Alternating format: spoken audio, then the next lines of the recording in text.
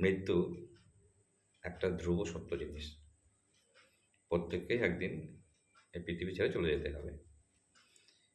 এবারে মানুষ মারা গেলে তো মানুষ বিলাপ করবেই, কারণ এটা মায়ার জগৎ।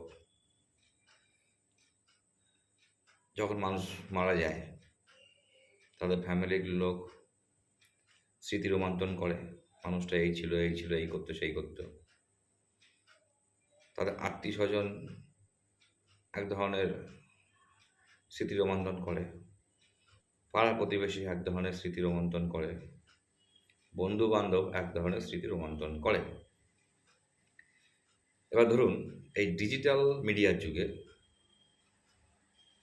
কেউ একজন মারা গেল, তখন কিছু ডিজিটাল কথাবার্তা হচ্ছে, মানে ডিজিটালি স্মৃতি রোমন্থন করছে।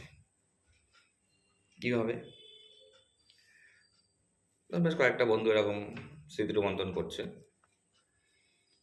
মানুষটা না খুব ভালো ছিল।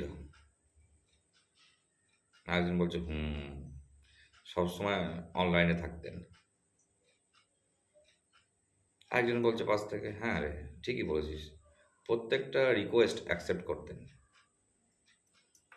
পরেরজন বলছে তিনি কিন্তু নিজের কমেন্টের মাধ্যমে কোনোদিন কাউকে কোনো কষ্ট দেননি। ঠিক।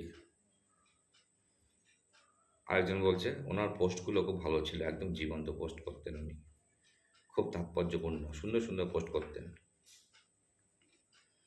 আরেকজন বলছে উনি ভীষণ উদার মনের মানুষ ছিলেন, কোনোদিন কাউকে ব্লক করেননি। বন্ধুদের সেলফিগুলো তিনি প্রাণ খুলে লাইক দিতেন।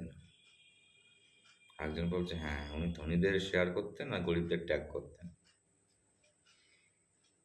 আরেকজন বলছে বেচারা মৃত্যুর পূর্ব পর্যন্ত ফেসবুকে অন ছিলেন, ফেসবুক চালাচ্ছিলেন। তারপর কোথার থেকে কী হলো কী জানি, হঠাৎ করে নেটওয়ার্কের সিগন্যাল উড়ে গেল এবং সে মানুষটার হার্টের সিগন্যাল বন্ধ হয়ে গেল। আর ওকে পাবো না কোনো দিন রে, আর ওর সঙ্গে আমরা ফেসবুকে কথা বলতে পারবো না, হোয়াটসঅ্যাপে কথা বলতে পারবো না।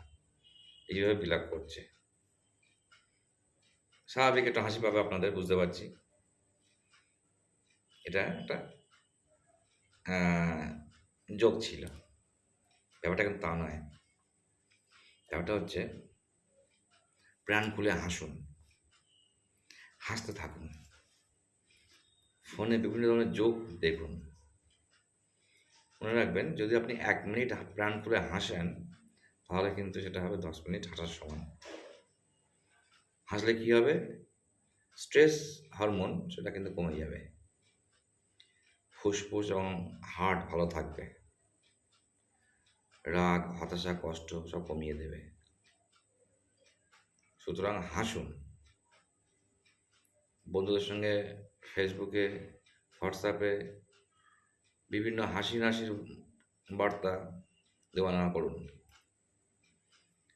ভালো থাকবেন, সুস্থ থাকবেন, সবসময় ফ্রি থাকার চেষ্টা করুন। তাহলে দেখবেন শরীরে কোনো অসুখ বাসা বাঁধতে পারবে না সহজে, এবং ওষুধও খেতে হবে না। ধন্যবাদ।